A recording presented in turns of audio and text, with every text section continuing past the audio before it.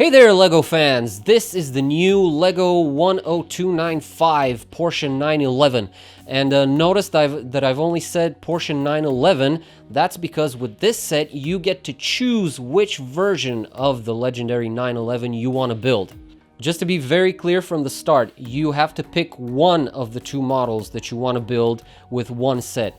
Right here, I have two sets. I have opened two and built two separate 10295 sets, okay? Just so that's clear from the get-go. So what you do is you build a common core, if you will, which is actually most of the car, up until bag 8. And then, so the first 7 bags, and then you get to choose between bags 8 and 9 or 8 and 10 to build the rest of the model. And so your options are the 911 Targa, which is right here in the foreground, or the 911 Turbo, which we'll look at in a second. We're gonna start with the Targa because I like it more. So let's start up at the front. First of all, there are no stickers in the set. Everything you see, this here, inside, everywhere, you're gonna see decorations. Those are all prints. Now, under the hood here, there is an empty space, which for the Targa in particular, you use to store the roof of the car. We're gonna take a closer look at that in a second.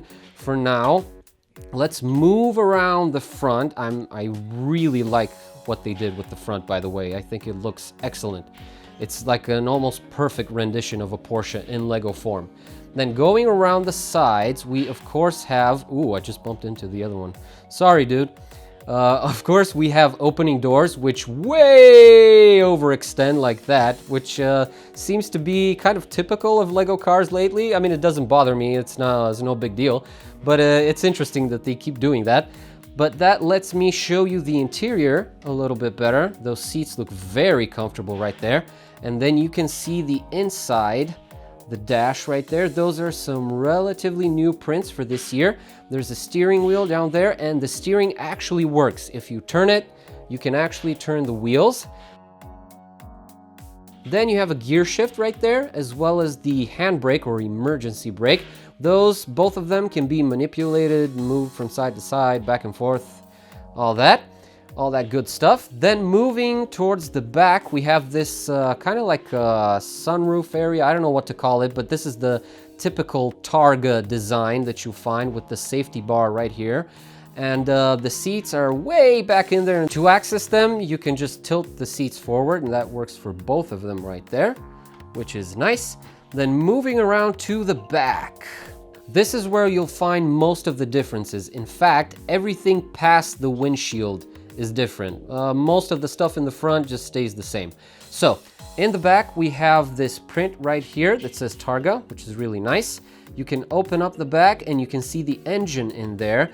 Now, there's not much special about this engine in universe because it's not turbocharged, it's not modified. I guess it's a standard flat 6 boxer engine. We'll see the difference between the two models when we look at the turbo. But that's that right there. Then if you close that up, we can see the new Porsche print right there. That's a new custom print, as well as the two tiles to the sides of the Porsche print. Those are transparent 1x2s with red printed on them. Then we can see the license plate number, which says Psiaki right there because Mike Psiaki is the designer of this set. Then you have the exhaust pipe right there. And I just want to show you real quick the underside of the car. You have red and blue there, so you can distinguish between left and right when you build. Right there, and you can see that axle right there. That one is removable because you can change it with the wider axle for the 911 Turbo. Okay, so this is how you attach the roof. You may have noticed in previous frames that I had covered these two studs here with black 1x1 tiles.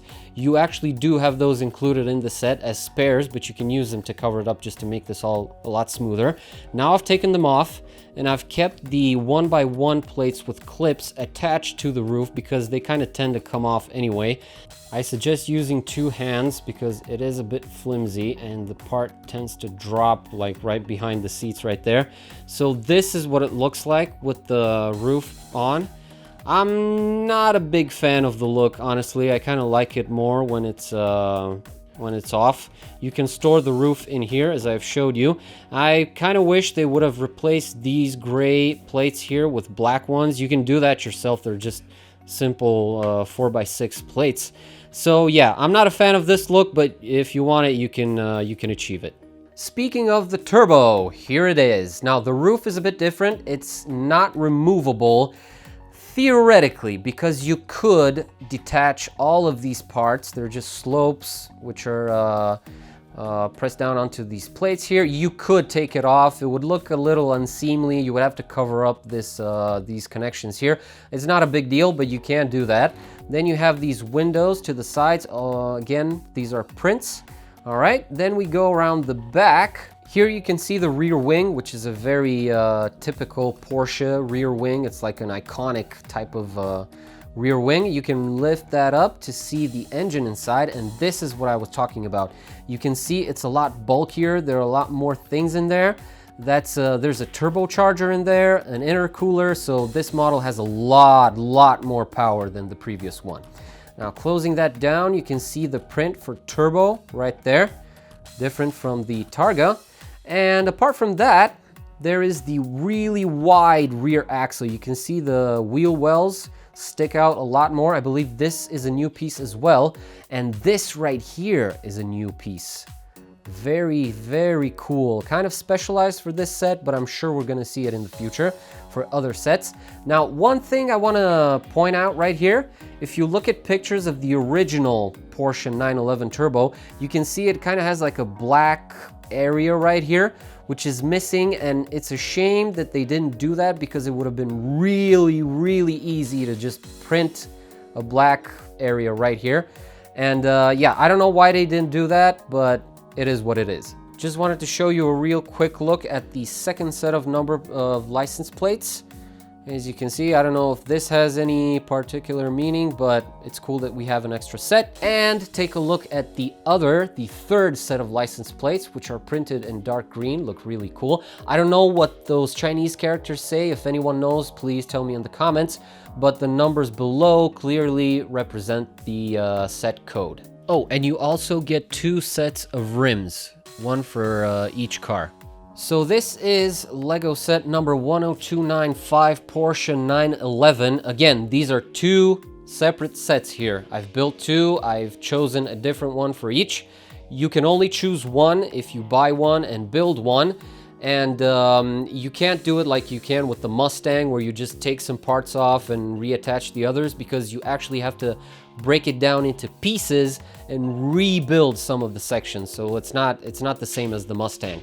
But anyway, I believe it's almost a near perfect rendition of a Porsche. I don't know how much closer they could get with Lego, only if they go like way up in scale or something.